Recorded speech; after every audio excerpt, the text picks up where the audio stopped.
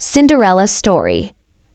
ایک دفعہ کا ذکر ہے کہ ایک چھوٹے سے گاؤں میں ایلا نام کی ایک نرم مزاج لڑکی رہتی تھی۔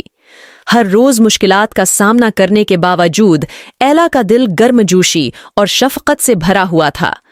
اس کی والدہ کے انتقال کے بعد اس کے والد نے دوسری شادی کر لی تھی، جس سے ان کے گھر میں ایک نئی سوتیلی ماں اور 2 سوتیلی بہنیں تھیں۔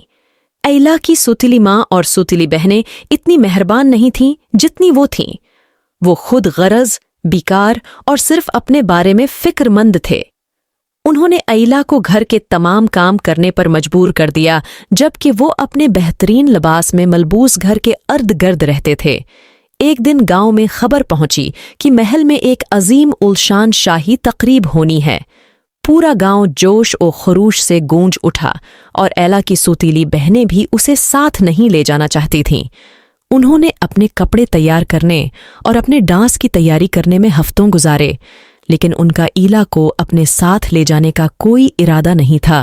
جیسے جیسے تقریب کا دن قریب آیا، ایلا اپنی مدد نہیں کر سکی، لیکن وہ سوچ رہی کاش شرکت کر سکتی۔ اپنے کمرے میں اکیلے اس نے ایک آہ بھری اور حیرت سے اس کے سامنے ایک چمکتی ہوئی روشنی نمودار ہوئی۔ یہ اس کی فیری گوڈ مدر تھی، ایک مہربان اور جادوئی انسان جس سے وہ پہلے کبھی نہیں ملی تھی۔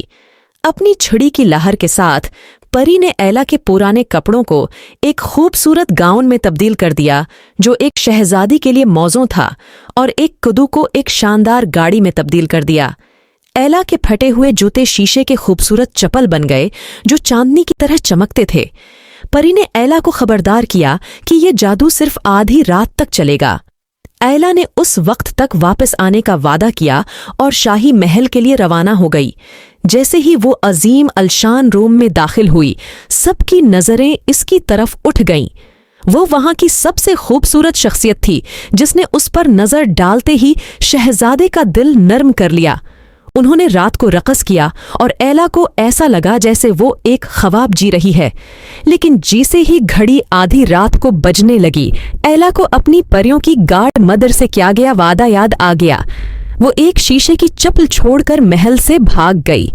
اگلے دن شہزادہ، جو پراسرار لڑکی کو تلاش کرنے کے لیے پرعزم تھا، گھر گھر جا کر مملکت کی ہر لڑکی سے شیشے کی چپل آزمانے کو کہا۔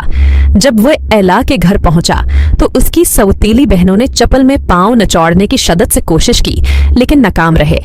پھر ایلا آگے بڑھی اور جیسے ہی اس نے اپنا پاؤں شیشے کی چپل میں ڈالا، یہ بالکل فٹ بیٹھ گیا۔ شہزادے نے اسے فوراً پہچان لیا اور ان کی محبت کی کہانی نئے سرے سے شروع ہوئی۔ ایلا نے اپنی سوتیلی بہنوں کو ان کے ظلم کے لیے معاف کر دیا، اور انہوں نے بھی ایلا کی مہربانی سے متاثر ہو کر اپنے طریقے بدل لیے۔